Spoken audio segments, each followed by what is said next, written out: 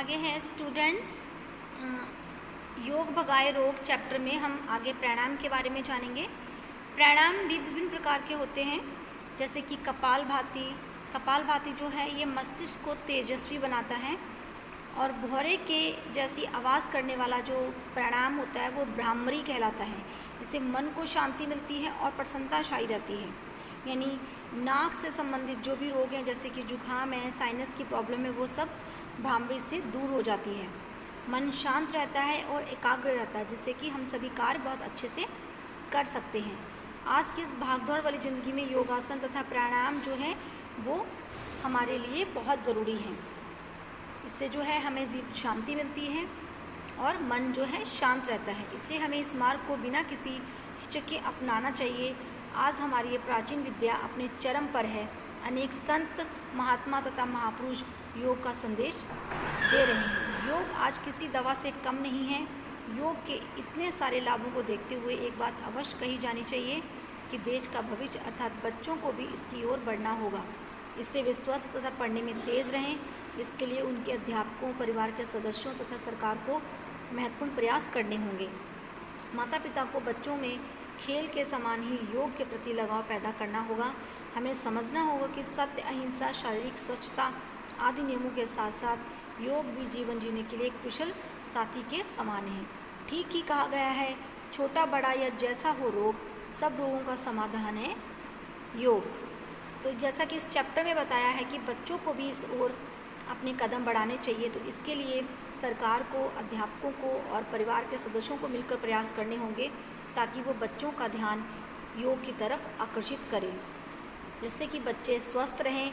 बच्चे स्वस्थ होंगे तो हमारे देश का भविष्य स्वस्थ होगा। आइए हम कुछ प्राणायाम के बारे में जानते हैं।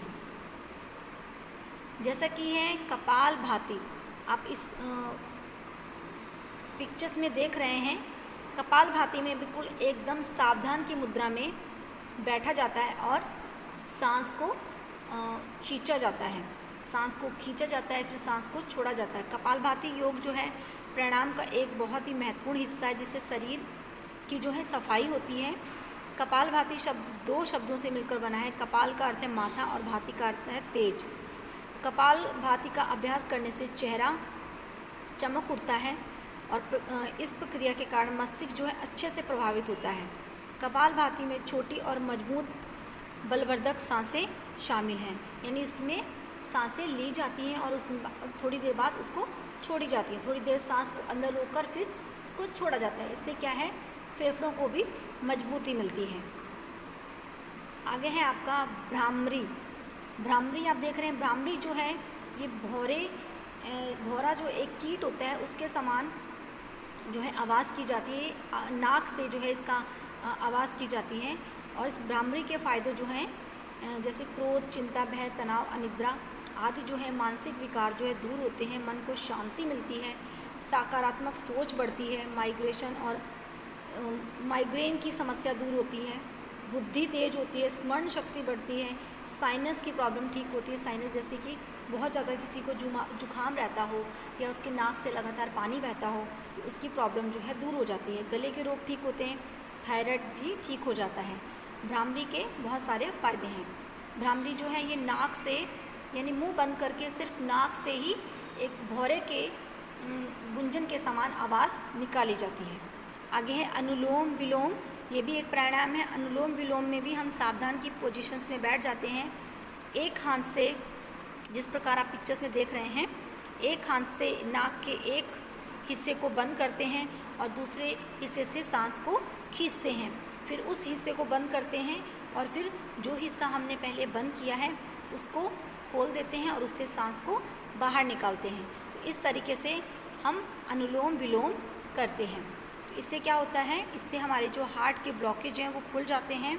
हाई लो दोनों रक्तचाप ठीक हो जाते हैं। जिसको high blood pressure, low blood pressure की प्रॉब्लम है वो दोनों ही ठीक हो जाते हैं। सभी प्रकार की एलर्जी मिट जाती है, साइनस की प्रॉब्लम मिट जाती है, ब्रेन ट्यूमर भी ठीक हो जाता है, स्मरण शक्ति बढ़ती है और सभी प्रकार के मानसिक रोग जो हैं वो भी दूर हो जाते हैं। तो अनुलोम विलोम के बहुत सारे फ़ायदे हैं। तो ये बहुत सरल भी है, इसको रोज़ करना चाहिए। और ये जो प्राणायाम है ये शुद्ध वायु में ही शुद्ध ताज़ी हवा में बैठ के किया जाना चाहिए और ये मॉर्निंग के टाइम करना चाहिए, सुबह के समय।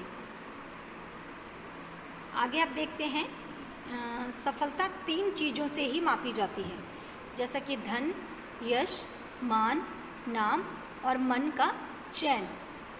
धन और नाम कमाना तो बहुत आसान है, लेकिन मन की शांति जो है वो सिर्फ योग से मिलती है।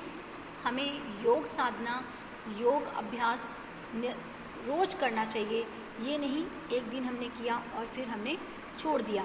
निरंतर करने से ही हमें सफलता मिलेगी, तभी हमारा शरीर जो है स्वस्थ रहेगा, क्योंकि स्वस्थ शरीर में ही स्वस्थ मस्तिष्क का निवास होता है। अगर हमारा शरीर स्वस्थ नहीं होगा तो हमारा मस्तिष्क भी काम नहीं करेगा।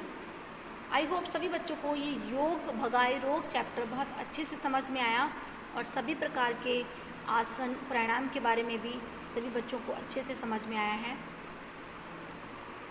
So thank you students for listening this video. Thank you and have a nice day.